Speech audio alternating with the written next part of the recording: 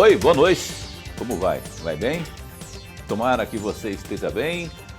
Nós estamos mais uma vez aqui de volta ao Canal 22, aqui mais uma vez com o seu programa Opinião, uma sexta-feira, 3 de novembro de 2023. Satisfação estar de volta com você com o programa Opinião. Rapaz, hoje nós vamos conversar sobre as causas indígenas. Não é? Está a postos com a gente aqui mais uma vez, não é? Para nossa alegria, presidente da Federação dos Povos Indígenas de Mato Grosso, a Eliane Chunacalo. Ela esteve com a gente já aqui, foi uma aula falando, uma pessoa que fervorosamente defende as suas causas, as causas dos seus povos. E a gente vai trazer as novidades aí, por exemplo, marco temporal. Está um imbróglio, o Supremo Tribunal Federal se manifestou, agora o Congresso lá está tentando achar uma forma de derrubar o veto do presidente. Tem isso e tem outras questões mais aqui que a gente vai estar abordando com a Eliane a partir desse instante aqui no programa Opinião desta sexta-feira. Professor Lorenberg, boa noite. Boa noite, Paulo Coelho, e um grande abraço, mas um grande abraço mesmo a todos os nossos telespectadores, a razão maior do nosso programa.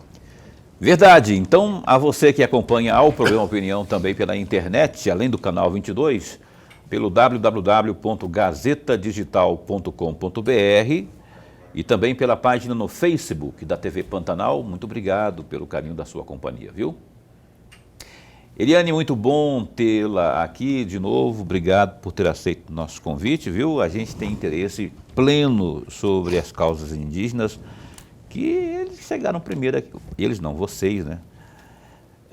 Chegaram aqui, foram os primeiros a dar o ar da graça e agora a gente, infelizmente, encontra aí esses gargalos, essas batalhas que eu poderia chamar, né? Tanto do ponto judicial também, como legislativo. Mas, enfim, as causas estão aí, as batalhas estão aí, a guerra está aí para serem encaradas de frente, né? E vocês estão encarando de frente, já existe um posicionamento, como eu falei aqui, falando do marco temporal, para começar. Como que vocês estão acompanhando isso, não é? Porque já tem um posicionamento do Supremo Tribunal Federal, não é?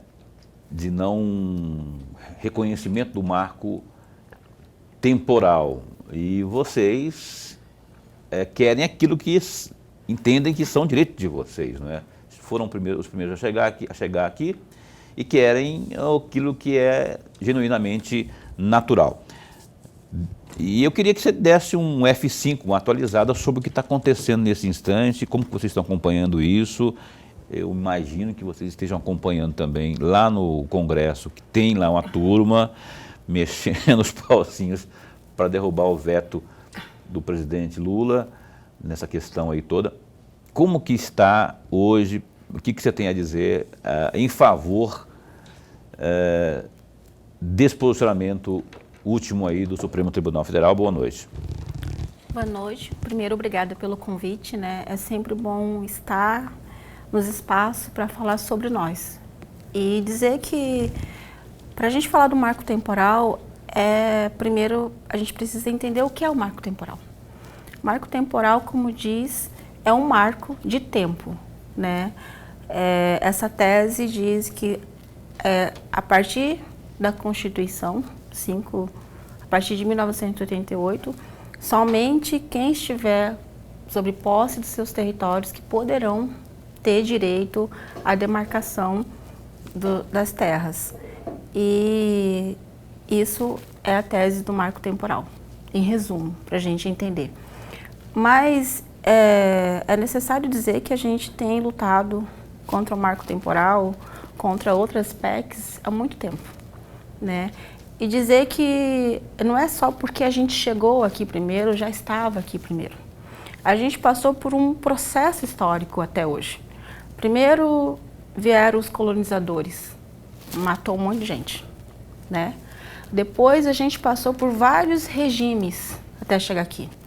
Regimes de império, república, até chegar. Depois a gente vem para uma constituinte. Nós participamos da constituinte.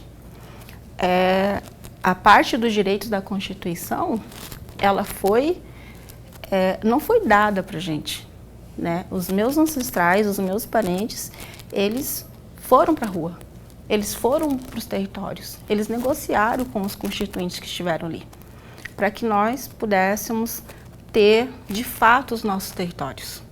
E era isso, né? Que teria todos os territórios demarcados depois de 5 anos da Constituição, coisa que não aconteceu. E com isso, a gente passa por uma democracia na qual nós somos marginalizados, né, e por vezes nem reconhecido como cidadãos. Porque a Constituição nada mais é que ela nos confere o direito de identidade. Me confere o direito de ser indígena. Me confere o direito de ter a minha casa. De ter a minha casa respeitada. De ter o meu território respeitado. De ter os meus modos de vida respeitados. E me confere o direito de ser cidadã, da forma que eu sou, das minhas especificidades. E a partir desses artigos, nasce educação, né, diferenciada, nasce outros direitos que não é nos conferido. Então, a gente está nesse imbróglio, mas para defender a nossa casa, sim, mas a gente vê que não é uma vontade da massa, não é uma vontade da sociedade. A gente vê um Congresso que ele é categorizado, não há uma representatividade ali. A gente vê que a maioria dos parlamentares que defende o marco temporal fervorosamente, se a gente for olhar, tem terras sobrepostas nos nossos territórios, né? Tem interesses pessoais, ou seja, legislam por interesses individuais. Então, assim, dizer o que eu escuto, muita terra para pouco índio. Tá, mas se a gente for analisar, a gente tem proprietários ou grupo, donos de cidades, de fazendas enormes. Ah, mas estão contribuindo para a economia. A gente pode pegar um ranking da própria justiça, a gente pode pegar o relatório do De Olho nos Ruralistas e ver que nem sempre, há sempre, em algumas propriedades, trabalho escravo. Nem sempre esse dinheiro fica no nosso estado. Nem sempre esse proprietário mora aqui, né? O recurso vai para o Sudeste. Nem sempre ele movimenta essa economia, como se diz se defender. O que a gente está defendendo, além de ser nossa casa, a gente também está defendendo que não há uma equidade, não há uma igualdade, que não é o que se apresenta, de fato. Então, a gente, se for ver, não é uma briga contra o agro, é uma briga contra coisas legais, garimpo ilegal, né? Tem pessoas parlamentares que estão defendendo, que está invadindo nosso território, está perseguindo as nossas lideranças. Então, a gente é contra o marco temporal, porque a gente tem, sim, indígenas aqui em Mato Grosso, que se for aprovado, vão ficar sem território, os Guató, os Chiquitano na divisa, né? E a gente sabe que tem lideranças que já foram mortas em razão disso, que sofrem perseguição, que estão no sistema de proteção de direitos, que por vezes tem que sair. Então a gente conhece bem a fundo como que é. E às vezes a sociedade não sabe disso.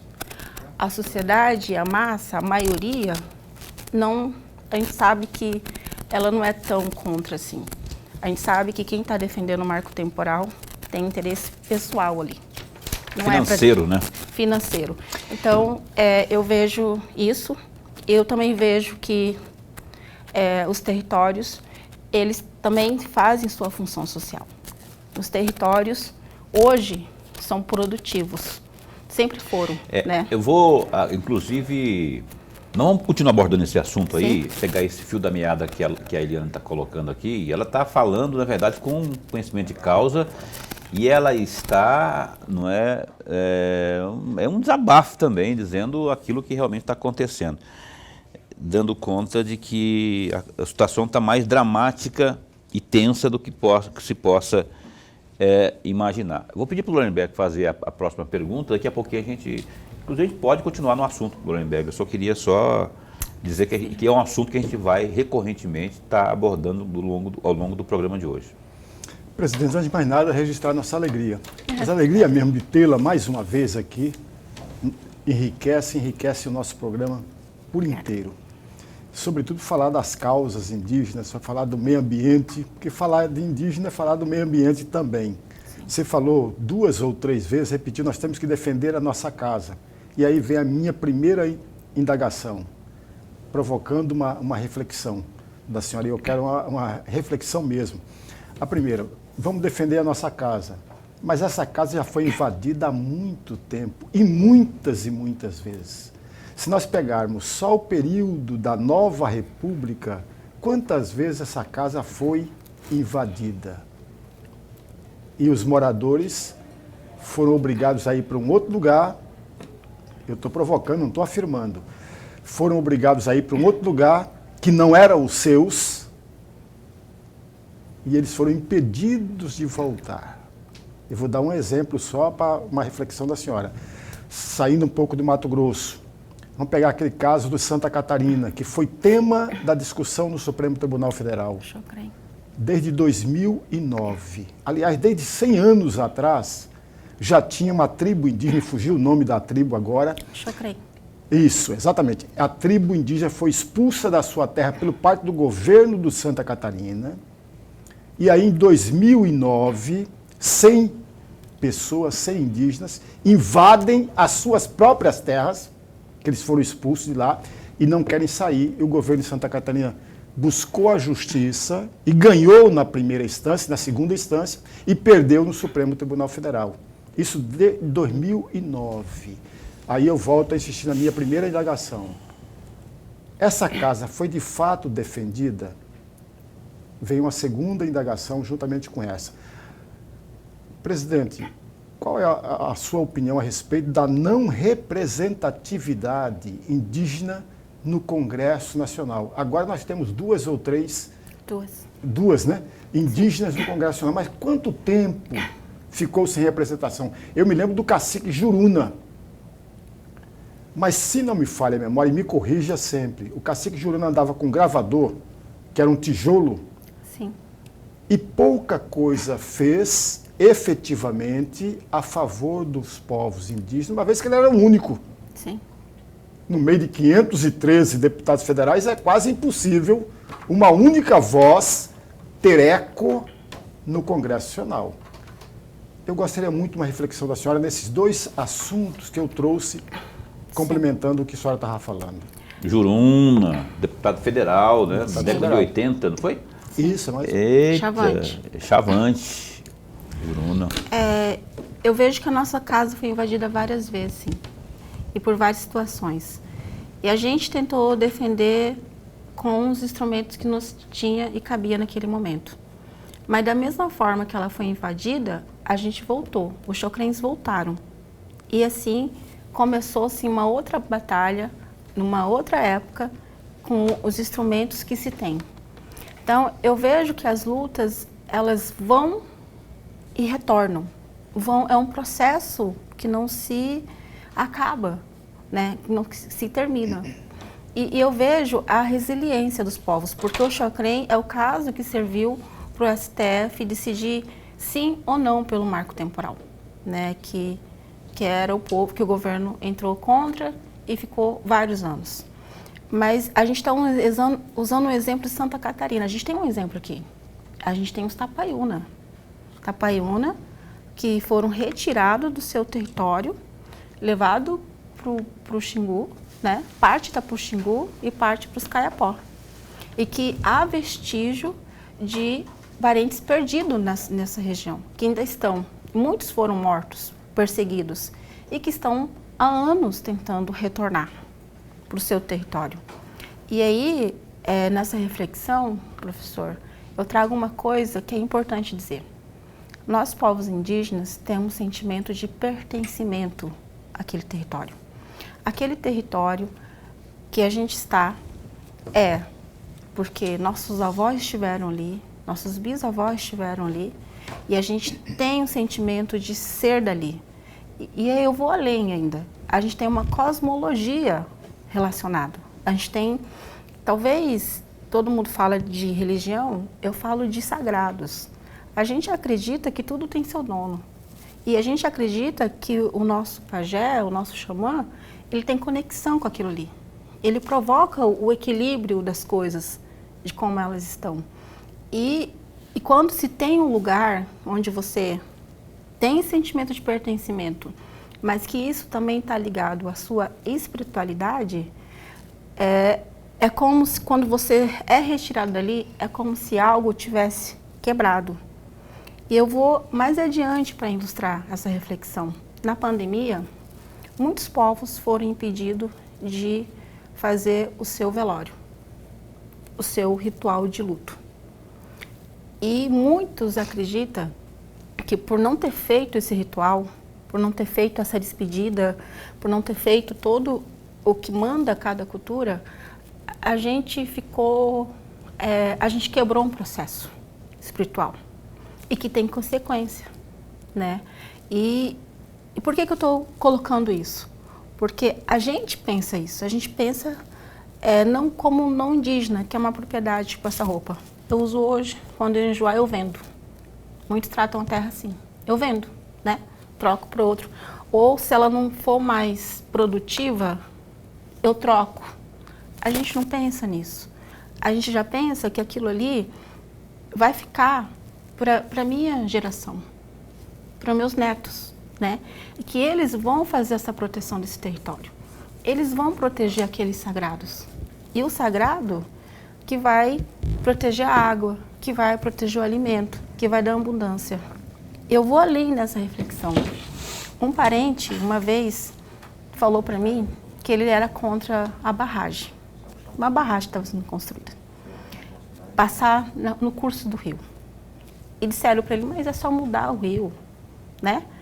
É só você mudar o seu ritual. E ele disse, mas aquele rio ali tá as almas, ali que a gente vai para a aldeia. Quando a gente morre, a gente atravessa aquele rio, para a gente ir para a aldeia dos não vivos. Se mexer ali, para onde vai minha alma? Se minha alma é o rio. Então, assim, são essas coisas que o não indígena não consegue entender, né? Não consegue entender por que a gente volta, por que a gente luta novamente por aquele território, né? E a gente tem um caso muito emblemático, porque por vezes a gente é visto, nossa, vocês têm muita terra e vocês não produzem. É o que eu ouço, né? Ah, vocês são preguiçosos. Ah, vocês são essas coisas. Mas, assim, tudo se justifica culturalmente. Tem a questão cultural que é muito rica, inclusive, né, dos povos indígenas. Eu quero, essa deixa aqui da Eliane, eu quero abordar sobre esse assunto daqui a pouco, após o intervalo comercial, porque realmente há muita gente que tem esse tipo de pensamento, né, de leitura, que os índios ou que os indígenas são desprovidos de coragem, de dinamismo, né, são preguiçosos, mas na verdade são zelosos pela sua cultura, pelas suas raízes. A gente volta daqui a pouco, após o intervalo comercial, um instante só.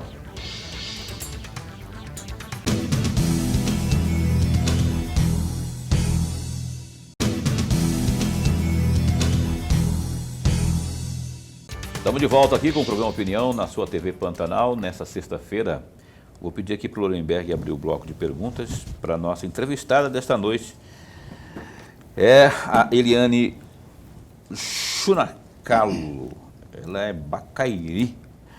Ela é presidente da federação, né, que é a FEPOINT, que é a Federação dos Povos Indígenas de Mato Grosso. Lorenberg, por favor. Presidente, se nós abrirmos as páginas do jornal A Gazeta de quarta-feira, nós vamos encontrar queimada há mais de 30 dias no Pantanal. E já chegou a 21% de queimada no Pantanal. E aí tem um trecho aqui da fala da senhora, em uma reunião externa presidida pela deputada federal à época, Rosa Neide. E eu estou falando exatamente do dia 1º de outubro de 2020. Eu vou ler esse trecho. No Pantanal também há populações indígenas. Ali estão duas populações indígenas, os Guatós e os Bororos, da aldeia Pirigara. Há também os Bororos da terra indígena Terra Cristina, Tereza Cristina, um bioma de transição entre o Pantanal e o Cerrado. A cachoeira do rio Paraguai está desmatada, toda desmatada. E nós precisamos de medidas para salvar esse importantíssimo rio para o Pantanal. Ontem sentimos um calor insuportável aqui em Mato Grosso. E isso é consequência da ação humana. E a situação tende a piorar. Isso não é clichê, não é mimimi. Fecham aspas. Eu gostaria muito de ouvir um comentário. Parece que essa fala está exatamente de hoje, Sim. embora sendo de 2020. A gente continua do mesmo jeito, né? A gente teve queimadas no Pantanal muito intensas, né? E agora a gente está vivendo novamente isso e eu vejo que não há um planejamento, né? Não é uma prevenção em relação a isso, né? Porque assim, precisa de investimento. E quando a gente vê os nossos parentes que ligam para a gente, olha, está queimando território, a gente está socorrendo animais, né? A gente não está conseguindo, porque são territórios longe, de difícil acesso, e a gente acha que as medidas, elas também são simples. Por que não coloca uma brigada dentro de um território indígena, prepara os moradores ali, subsidia, né? Mas o que a gente vê? A gente vê que espera acontecer, espera queimar, espera ir para a imprensa, né? Espera uma comoção para agir. E aí já se queimou, já se perdeu seres, né? E o Pantanal continua. E eu vejo que todo ano o Pantanal vai queimar. Acho que não é mais já se estabelece um calendário de incêndios no Pantanal. E eu vejo que essa fala é isso, a gente precisa de políticas contra os incêndios para o Pantanal e conversar com os povos que estão lá, porque eles também são atingidos. A gente vê muito falar de salvar onça, salvar os animais, precisa ser salvos. Mas e as famílias que estão ali, que são os guardiões desse território? Eu não sei se o senhor soube, mas esses dias o povo Guató salvou veado, né? Filhotes, sem condições de técnico, porque é longe, né? Totalmente longe. É um lugar onde você tem que gastar 4 horas de barco, não tem acesso, não tem energia elétrica, não tem internet. Então eu vejo que os governos, não só estadual, precisa fazer uma força-tarefa antes do fogo chegar. Porque quando chega o fogo, Pantanal é difícil, porque tem fogo subterrâneo, né? É difícil apagar um incêndio lá. Então eu acho que tem medidas sim, e a gente precisa dialogar e investir ali também. Tem uma conversa, nem conversa, uma alegação quanto às queimadas no Pantanal. Elas dão conta de que os povos indígenas, né, as aldeias, elas são responsáveis por parte dessa queimada, porque eles têm autorização por lei do acero que fala, não é, de fazer Sim. aquela prática ali que, conforme a legislação, está ok, está tudo certo, não é? Você concorda com isso, que em função desse acero, em função dessa permissão da legislação, acaba atenuando as queimadas no Pantanal? Eu não concordo não, porque em 2020 os Guató foram acusados de ter iniciado o incêndio. E a gente provou com imagens de satélites que não foram eles. Uma fazenda que foi queimar o pasto para renovar, né? Perdeu o controle e foi. E o que aconteceu? Por que a gente fala isso? Nesse mesmo período, as brigadas, elas vão para lugares para fazer a queima controlada, né? Ou seja, os povos indígenas pedem ajuda. A gente tem um exemplo muito bem claro disso do Xingu. Chega junho, agosto, setembro, quem mexe com roça sabe que é o momento de fazer a queimada, né? Uhum. E se pede o quê? Se pede para as brigadas ir lá e fazer o incêndio, porque o vento nesse período está muito alto. E Entendi. isso acontece também. Então, eu vejo que não é simplesmente falar que é a gente que está colocando. Há outras pessoas fazendo incêndios. Eu não vou falar que é criminosos, mas talvez sem essa preocupação de ter uma assistência. Chama um bombeiro, chama uma brigada, chama alguém para fazer uma queima. E se vê que tem muito vento, né? Quem sou eu para ensinar o pantaneiro, né? Se está vendo que está fora, por que não aguardar um pouco? E a gente sabe que tem incêndios provocados pela natureza. Por exemplo, raio, né? Então, ou calor excessivo também. Exatamente. Então, eu só penso que a gente precisa ter esses cuidados antes de acusar, porque em 2020 teve uma acusação muito séria contra os guatóis. E os satélites denunciaram que não era... Não, provou que não. A gente teve que fazer isso, porque a gente já sofre muito coisas pejorativas, né? E mais uma, né? Então, assim, fica bem complicado. Aí também não, né? Pegar no pé de quem tem ali. Vamos para onde agora? Vamos para o intervalo já? Como é que é? Me fala, me organiza, Bremberg, por favor, uma perguntinha curta para esse bloco ainda. Mas, presidente, recentemente a senhora está falando das demandas para as mulheres indígenas. E ao mesmo tempo que a senhora fala das demandas para as mulheres indígenas, a senhora fala de que as mulheres indígenas são diferentes das mulheres não indígenas. E aí eu queria muito que a senhora explicasse um pouco isso, para que o amigo telespectador possa entender melhor. Assim, as nossas demandas, elas são um pouco diferentes, né? Nós temos muitas lutas em comuns com as não indígenas. A gente também quer ter espaço de fala.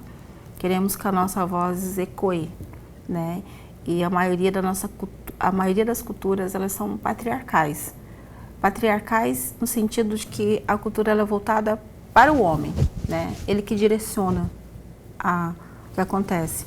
As nossas demandas vai no sentido de que é muito voltada para as questões culturais, né? E as mulheres, elas não têm um feminismo dentro da aldeia. Tem conquista de espaços, né? E esse espaço quer ser conquistado sem ter aquela coisa de menosprezar. Tipo, a gente não quer ser maior que o homem, muito menos menor. A gente quer caminhar ao lado. E as nossas demandas por espaço de poder. Por exemplo, eu estou presidente da FEPOINT. Eu fui indicada pelas mulheres, mas eu fui eleita por elas e pelos homens, né? É a primeira vez que se tem uma mulher nessa cadeira assumindo uma posição política na questão indígena no estado de Mato Grosso. É um avanço. Mas a gente também precisa inspirar outras mulheres que, quando for o momento de eu sair, que elas tenham a oportunidade de assumir aqui. Então, hoje é necessário um exemplo de demanda que parece muito simples, mas não é. Quando a gente tem evento que é de mulheres, ela vai levar o filho, ela vai levar o marido e, às vezes, ela vai levar o tradutor, porque ela não vai saber falar o português. Uhum. Isso é uma demanda específica nossa. Uma mulher não indígena, ela não vai ter isso. Ou ela vai deixar seu filho na creche, né? Ela não vai precisar levar o marido, como fala português, não vai precisar. Mas é uma demanda específica nossa. Né? Estamos apresentando aqui o programa Opinião, vamos para o intervalo comercial e vamos para o break comercial, não é isso? E a gente volta já já. Estamos entrevistando aqui nesta noite, falando das causas indígenas, a Eliane Chunacalo, que está aqui. A gente abriu falando do marco temporal, vamos continuar falando aqui no terceiro bloco sobre isso também. E especialmente, rapaz, algo que eu acho que tem que ser preservado, haja o que houver, que são as culturas, os hábitos culturais dos povos indígenas, né? Que cada vez mais estão ameaçados, porque quando vem o poder econômico atropelando, né? Tratorando, literalmente tratorando, mais Mato Grosso, né? Onde a expansão agrícola avança. Então a gente vai para o intervalo comercial, a gente volta já já.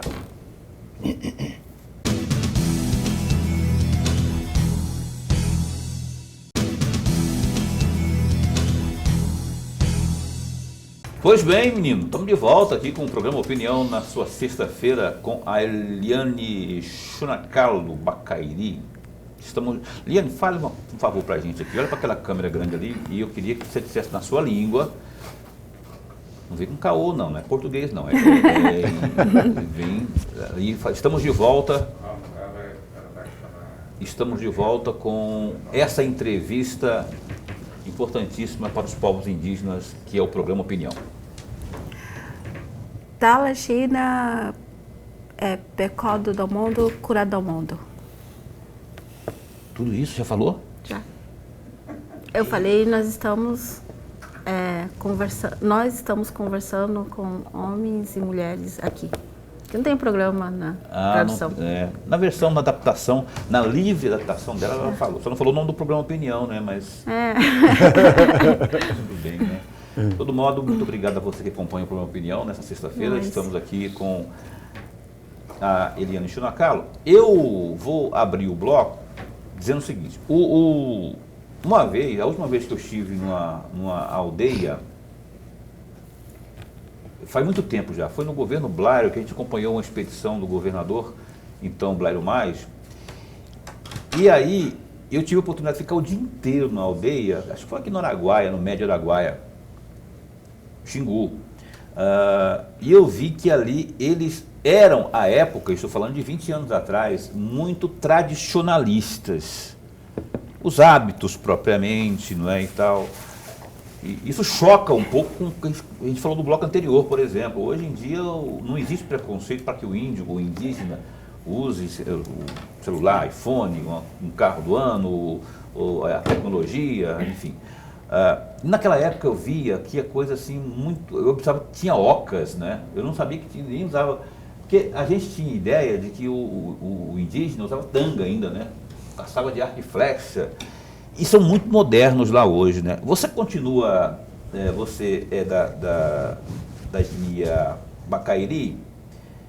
Você frequenta as aldeias? Como é que é o seu convívio? E se realmente é isso hoje? Existe muita tecnologia lá, muita modernagem, se é que você me entende, né? Muita modernidade dentro do convívio deles, de vocês? Depende da região, né? O Xingu ainda se mantém tradicionalista, né? Bem tradicional, mas tem sim internet, tem energia solar, não tem energia elétrica. Mantém-se as casas tradicionais ainda, né? Você fala oca, né? As casas tradicionais se mantém toda uma cultura, mas com internet fraca, mas tem, né? Não tem sinal de celular, então agora a gente usa muito o WhatsApp, né? Mas tem região que tem mais acesso, né, a essas tecnologias. Tem região que já faz monitoramento do seu território com drone, por exemplo. Olha só. Né? Mas tem regiões que não tem nenhuma tecnologia, que não tem nem energia solar e ainda tem por gerador, que quando tem combustível, né, ainda tem. Então, assim, são várias realidades. E sim, eu estou sempre nos territórios, não no meu território, mas a gente sempre está indo em loco, escutando as lideranças, tentando resolver problemas que a gente não consegue, por vezes, resolver aqui. A gente tem que ir para o território, a gente tem que ouvir as lideranças, até para que eu possa ter legitimidade para conversar com uma autoridade, eu preciso falar com as minhas autoridades também. Mas muda, por exemplo, o vestuário, por exemplo, a parte indumentária, né? Mudou muita coisa, porque aquilo que eu falei, lá, eu sei que na hora dos rituais, sim, eles vão a rigor, eles se vestem a rigor, não é? Para aquilo lá. Mas no dia a dia, não, eles usam jeans, usam roupa normal, né? Dependendo do povo, sim. Aí depende muito do povo também. Né? Depende do povo, mas se você chegar numa aldeia do Xingu hoje, né? Hoje você vai encontrar pessoas desnudas, né? Sem roupa, crianças sem roupa. Então ainda a cultura é muito, né? Ou se você for no Tapirapé, que já usam roupa, né? Em determinado momento vai estar uma mulher sem parte de cima. Então, assim, a nudez pra gente é muito natural. Natural, né? Então, assim, depende muito do povo. Tem povo que já tá com roupas, né, no dia a dia. Tem povo que não tem e tem povo que só utiliza a nudez em momentos de festas tradicionais. Rituais, né? E tem povo que não, tem povo que ainda se mantém toda essa tradição. Então, e sem malícia nenhuma, é uma coisa mais genuína, mais pura do mundo. É natural, né? A gente... É uma coisa que eu enquanto indígena, eu vejo que é uma coisa que a humanidade, ela regrediu, né? Porque é tão natural você estar nu, né? Então, assim, o nu é visto com uma naturalidade, né? Qual que é o problema, né? Sem malícia. Porque, ninguém nasce de roupa também. Então, é algo que é inerente ainda aos povos indígenas, essa parte. Agora tem uns que são radicais mesmo com a parte tradicional mesmo, assim, que não é tudo como era antes mesmo. E eles fazem questão de manter aquelas tradições. Professor. Presidente, eu gostaria muito de uma reflexão da senhora. Veja, no primeiro bloco, a senhora falou que tende a faltar água. E recentemente eu estava lendo e acompanhando uma matéria sobre o Rio Negro. E naquela matéria, nas fotos que eu vi, é assustador as fotos. Passagem do Rio Negro, que passava água, não estava passando água. E tinha as pessoas fazendo manifestação. Cadê o rio que passava aqui? E aí vem a minha provocação, e provocação sempre no bom sentido. Nós corremos esse risco no estado de Mato Grosso, diante de todos os problemas que temos contra o meio ambiente? A gente corre esse risco e não é daqui 10 anos, não. Recentemente, a gente recebeu vídeos de parentes lá do Noroeste, né, Juruena, que o Juruena ele tá baixo. Em alguns lugares não consegue passar o barco sem passar por pedras, né? Telespires está bem seco, né? Então, Telespires também? Telespires está seco. Então, a gente que está convivendo com o rio, a gente vê que alguns rios eles estão baixíssimos. Se a gente for para o Araguaia, como a gente estava falando, o Araguaia também tá seco. E se a gente não cuidar, o Rio Negro é só uma amostra do que está acontecendo na Amazônia, né? O Rio Madeira também está sofrendo isso. O Acre, eu estive recentemente no Acre e a gente sente uma tristeza de ver um rio daquele jeito. Só que esses exemplos parece que está muito distante da gente. Não está. A gente está falando do Juruena. Juruena, que é um rio caudeloso que alimenta o Tapajós, que ele vira o Tapajós. Ele está baixo, né? Está baixo. O Telespires, que meu povo, se alimenta de peixe, ele está baixo.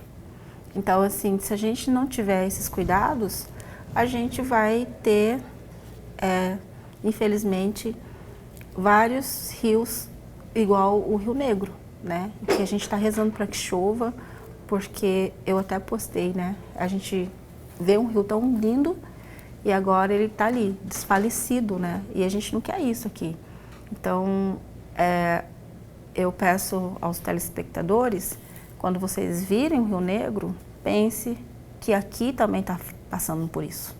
A gente já vê cidades como Juína, Juara, já pedindo arrego para a água, né? É uma coisa que já está acontecendo. E as comunidades que são ribeirinhas, né? Que tem toda a comunidade indígena, sua grande maioria tem rio, elas têm alertado. que já não tá baixo, né? Então, assim, a gente precisa ter esse cuidado, porque é um problema que Mato Grosso vai enfrentar. Não sei se neste verão, mas no próximo a gente pode ter secas por aqui. Iriane, mudando de assunto, o período que a gente viveu entre 19 e 21, que foi da Covid, ele foi avassalador para todo mundo. Mundo que eu falo na acepção da palavra, planeta, não é? Sim. Nós aqui não fomos exceção. E os indígenas, os povos indígenas, muito menos, não é? Então, houve muitas consequências ruins entre os povos indígenas. Por que eu estou abordando isso? Como que está a assistência à saúde, o acesso à saúde pelos povos indígenas no estado de Mato Grosso? E, pós-pandemia, dá para se fazer um balanço do estrago que isso provocou nas mais variadas etnias aqui no estado de Mato Grosso? A Covid, ela foi devastadora para a gente, né? Ela levou grandes lideranças, né? Livros se fecharam. A Aritana, né, foi um desses, grande liderança do Xingu. Nelson, grande liderança do Araguaia. Então, a gente perdeu lideranças de frente, né? A gente está no momento de transição, de novas lideranças assumir esse posto agora. E eu vejo que a saúde aqui no estado ainda é um percalço, né? A gente precisa entender que essas consequências são estruturais e que agora a gente ainda está com um pouquinho de esperança para ver se melhora isso com o governo federal, mas é necessário também que o governo estadual faça a sua parte também, junto com o governo municipal, porque a gente tem problemas na regulação, né? A gente não... vários parentes nos procuram atrás de vagas de UTIs e às vezes a gente vai olhar, não está regulado, né? Falta remédios na base e a gente sabe que existe um processo administrativo, mas como que a gente explica para o parente que não tem remédio porque está esperando uma licitação, né? E como que a gente explica para o parente que o município, ele acha que é tudo governo federal, então ele não planeja atender a gente, né? Porque assim, também é um dever dele. O SUS é um sistema. Então, o município, o governo do estado tem responsabilidade, e o governo federal também. A gente não está passando pano. Então, as coisas a gente ainda está na esperança de melhorar. Elas não estão boas, né? A gente ainda está com problemas de remédio, problemas estruturais de casais, né? De polos. E a gente está com essa esperança que isso possa ser, esse cenário pode ser alterado. A gente tem um parente agora na pasta da CESAI, que é o Tapeba, tem 11 meses que ele entrou, mas ele pega uma pasta com pouco recurso, com vários problemas, né? E a gente está observando até para ver como que a gente contribui nisso, né? Mas a situação, ela não é boa e a gente vê que se não é boa pra gente, que todo mundo acha que a gente tem mais direitos, né? E a gente não tem mais direitos. A nossa diferença é que a gente tem o PCF que tem na cidade, é o serviço que a CESAI presta nas aldeias. É somente isso a diferença. Mas se a gente precisar de uma cirurgia, de algo mais complexo, a gente cai no sistema.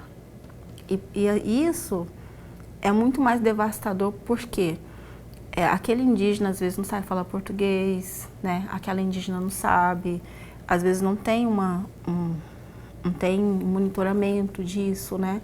Às vezes não tem controle de vagas, né? Se o não indígena não consegue fazer uma cirurgia eletiva, a gente também não consegue, porque às vezes a gente está lá no fim da fila.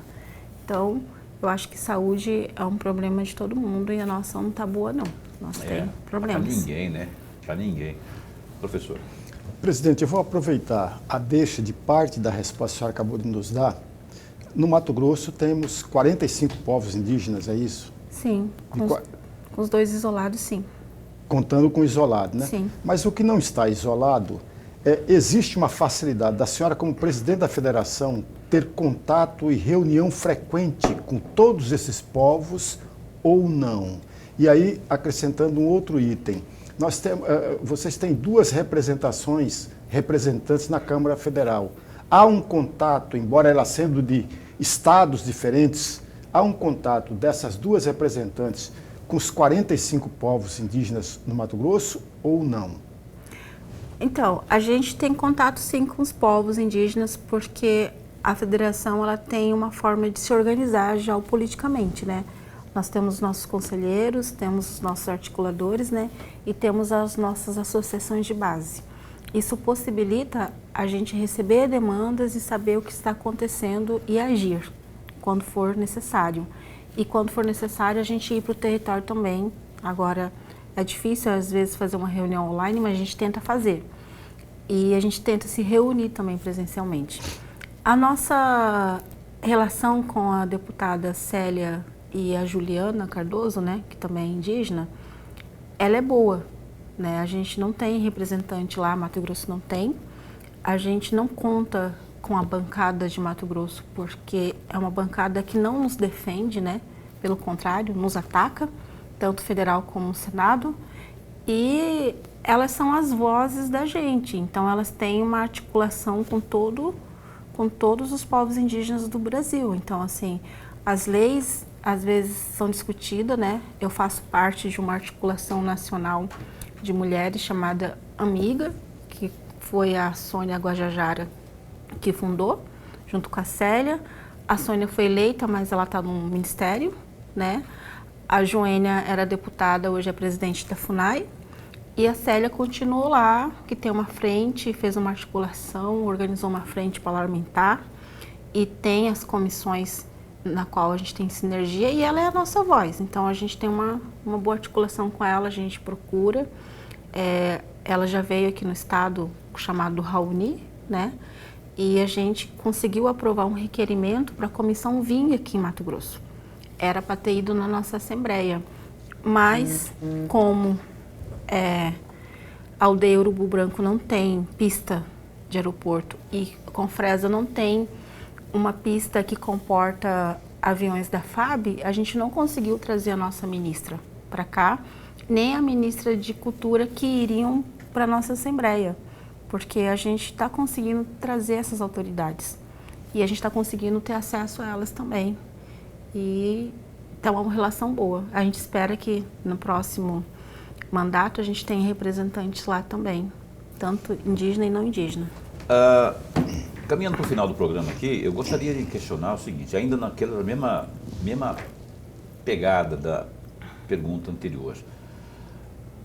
Sabe-se que dentre os indígenas, especialmente ali no Araguaia, Campinápolis, há um índice muito grande de alcoolismo, alcoólatras, pessoas que acabam não resistindo e caindo no alcoolismo, pessoas indígenas. Sim. E também outros índices são alarmantes, pelo menos aqueles que já foram divulgados aí, além do alcoolismo, prostituição e suicídio. Como é que isso está sendo monitorado? Porque isso é preocupante e merece a atenção do poder público. Quando você fala que o poder público no âmbito estadual tem sido ineficaz quanto à saúde pública, por exemplo, a saúde para as aldeias, enfim, e dos municípios também, a maior parte que vem é do governo federal, como que tem havido, como está sendo essa abordagem desses problemas que eles não são de agora, esses problemas são de décadas, não é? E, infelizmente, eles têm sido crescentes ao longo dos anos. Como que vocês, enquanto federação, estão abordando isso, absorvendo isso? A gente tem buscado levar essas demandas para as autoridades, né? A gente sabe que tem alto índice de suicídio no Carajá, né, que é o Araguaia, e a gente sabe que por diversos motivos, questões sociais. A questão do alcoolismo também, a gente acredita que a junção do DICEI, que é responsável pela saúde indígena, com a FUNAI e com a MPI, mas também com o Estado, se tiver um termo de cooperação, para que isso possa ser abordado com outras questões. É necessário a gente fazer um programa com profissionais multidisciplinares para ajudar isso. A gente acredita que a solução está na própria cultura, mas precisa, sabe, dar uma autoestima para essas pessoas, porque suicídio tem a ver com depressão, Sim. alcoolismo tem a ver com baixa autoestima. Então é necessário a gente ter programas de fomento à geração de renda, a fomento de educação, né? Isso também perpassa por uma consciência da própria sociedade que discrimina, que tem preconceito. Eu estive em Confresa para a gente fazer a nossa assembleia lá. Eu pude sentir o preconceito daquele município com os povos indígenas, né? Então, assim, por que isso? São coisas estruturais que a gente precisa conversar. Outra vez que eu vim aqui, eu disse uma coisa que todo mundo depois falou, mas será que é? E é. A gente olha para o Mato Grossense, ele tem os nossos traços, ele tem os nossos traços, ele tem o nosso sangue. Por que discrimina alguém que faz parte de uma sociedade? Porque é diferente. E o diferente convive muito bem. Então, a gente aposta muito nessa nova geração. Educação e saúde precisam andar juntos. Então, a gente tem levado essas demandas, viu? E a gente tem cobrado resposta, porque isso também é um papel do Estado. A gente, enquanto federação, enquanto terceiro setor, a gente está ali, enquanto voz dos povos indígenas, para contribuir na construção dessas políticas, mas também para cobrar os deveres também conosco, né? É terrível isso. Eu escuto falar, já refiz reportagens. Sim. Enquanto jornalista, já é terrível isso, é terrível, é desumano, não é? Ver como que isso está atingindo em cheio a nossa população indígena. Que hoje no estado de Mato Grosso, são quantos hoje, se você pegar todas as 45? São 58.243, segundo o último IBGE, né? Não se tem uma contagem dos isolados, porque a FUNAI, ela tem sua metodologia, né? E isso não entrou na contagem do IBGE. Mas são 58 mil. E aí, voltando nesse assunto que é triste, a gente também precisa construir e fomentar a questão da soberania alimentar, né? Também. Porque se há desnutrição, só a cesta básica não vai... a gente não quer só cesta básica. Cesta básica são medidas paliativas, né? A gente precisa ter fomentos de roças, de roçados, né? A gente precisa ter um conjunto de medidas, um conjunto de políticas, né? políticas, de órgãos, para atender isso. Se a gente não tiver vontade política, isso vai se repetindo e não se resolve.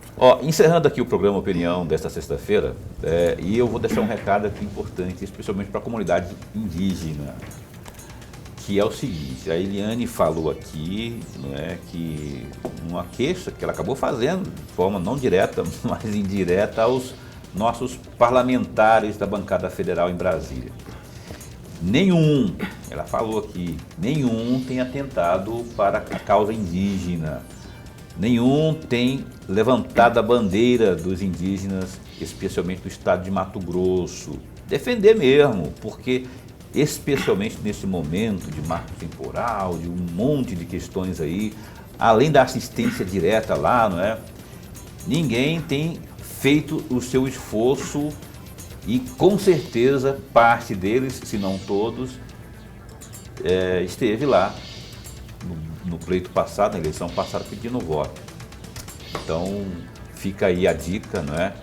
Para que vocês fiquem atentos aí para a próxima eleição não cair no ponto vigário. Eu não tenho tempo para mais nada, Eliane, eu queria só agradecer a você, obrigado por ter aceito o nosso convite e estamos sempre a postos para bem informar. Tudo de bom. Eu agradeço também o convite, nós estamos à disposição Senhores parlamentares, eu acredito que a partir do momento que vocês são eleitos, precisam legislar para todo mundo, inclusive para a gente que são povos indígenas, cidadãos e eleitores. Obrigada. Lurenberg, Até amanhã. até amanhã, a gente se encontra, fica bem, fica com Deus também.